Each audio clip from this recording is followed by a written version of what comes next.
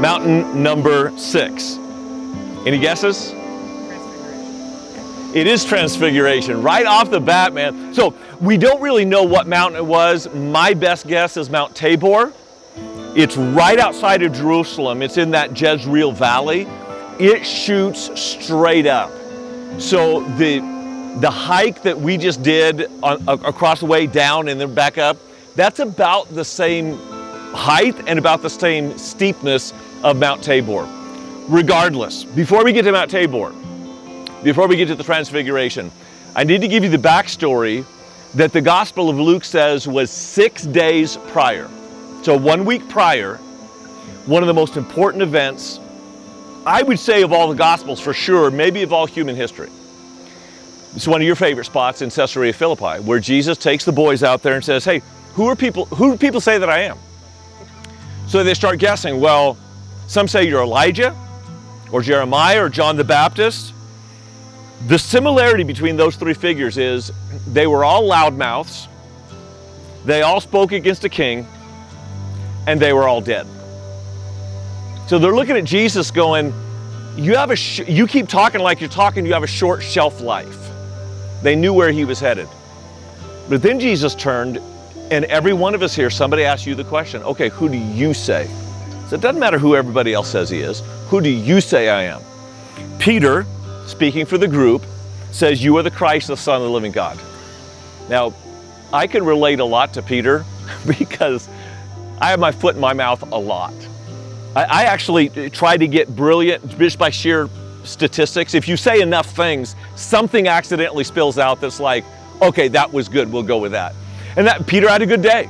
You are the Christ, the Son of the living God. But then Jesus says, Peter, that was so good. Like you didn't come up with that, God gave you that. Because I know that's not you. Kind of putting him in his place.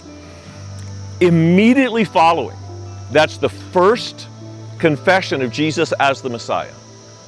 But their view of Messiah was so screwed up, they thought he was going to be a violent military leader.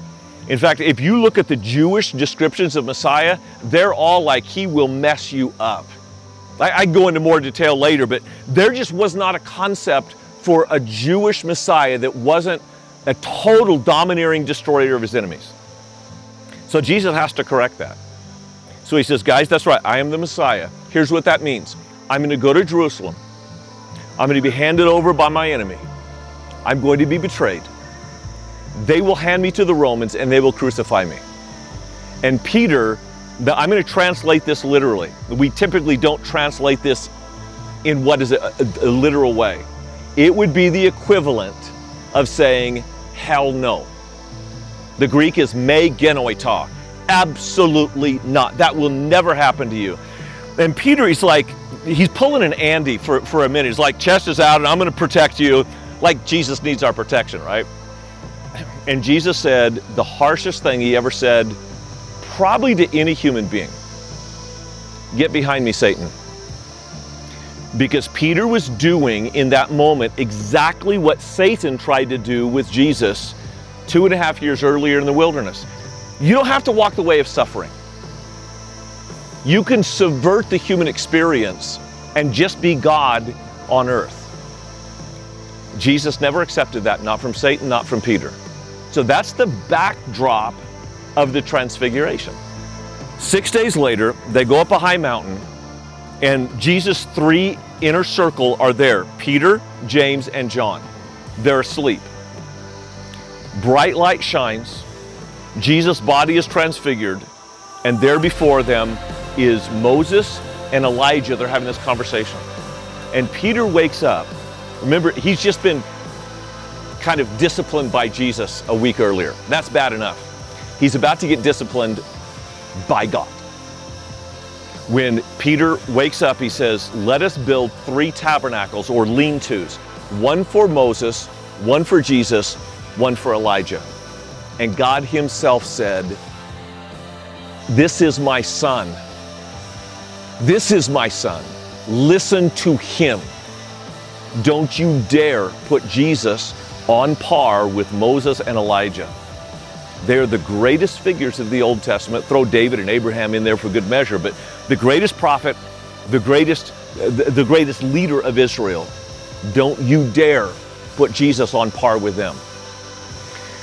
And the lesson I draw from Tabor for me is sometimes I want to do good things for God, but there's also a little bit of self-promotion in that. Let's prolong the moment. Let's prolong the experience. And God's saying, no, if you're not crystal clear that Jesus is God's son, he is the singular figure worth listening to, worth following, worth devoting your life to. Gentlemen, let's make sure we get that clear. So the Sermon on the Mount and Mount Tabor, it's the same lesson. Probably because we don't get it. So let me ask you one more time. Is Jesus in your life, or is your life in Jesus? Because that'll make a world of difference.